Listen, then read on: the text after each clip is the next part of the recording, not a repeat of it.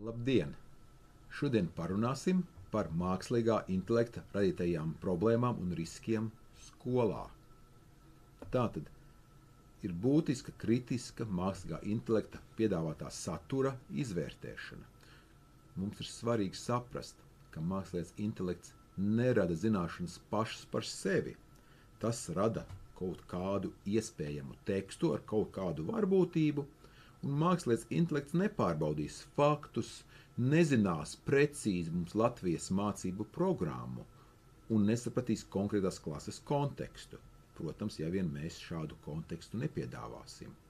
Tāpēc arī mums ir šī mākslīgā intelekta radītās atbildes jāuztver vienīgi kā hipotēze, nevis kā gala autoritāte. Mums rodās arī daudz dzirdēts par aizspriedumiem, jeb bias angliski, kas ir tātad kaut kāda veida novirzes, aizspriedumi, kuru viņi rodās. Mākslīgais intelekts mācās no ļoti liela datu apjoma, kurā pēc savas būtības nebūs neutralitāte, jo tajā var būt gan iestrādāti valodas, kultūras, sabiedrības aizspriedumi. Skolotāja loma ir pamanīt šos aizspriedumus un pārunāt tos ar skolēniem.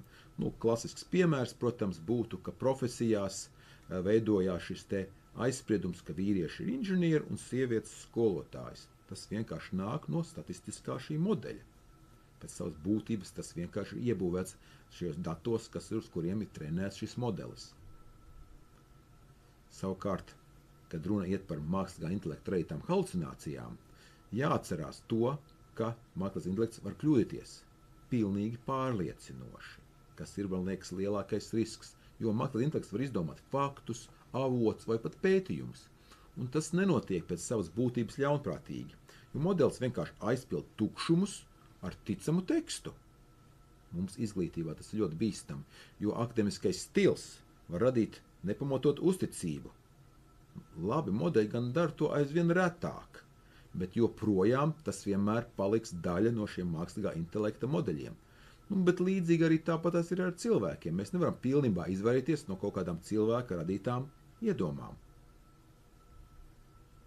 Tad mums paverās arī kādas lielas iespējas sakrā šīm te halucinācijām, jo mēs varam izmantot mākslīgu intelektu, lai trenētu tieši kritisko domāšanu skolēniem.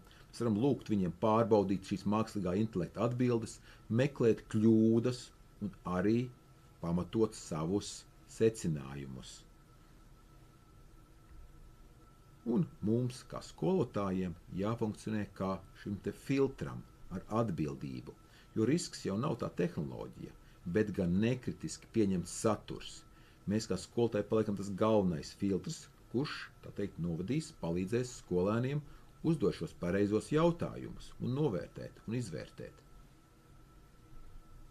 Visbeidzot, atceramies šo cilvēcisko skatījumu. Mums nav jāskaidro un jāstrādā tikai tīri tehniski. Svarīgāk ir saprast, kā tas ietekmēs darbu klasē. Šī mūsu mākslīgā intelekta pratība sākās ar vienkāršu jautājumu. Vai es šai atbildē varu uzticēties un kā es to pārbaudu? Paldies!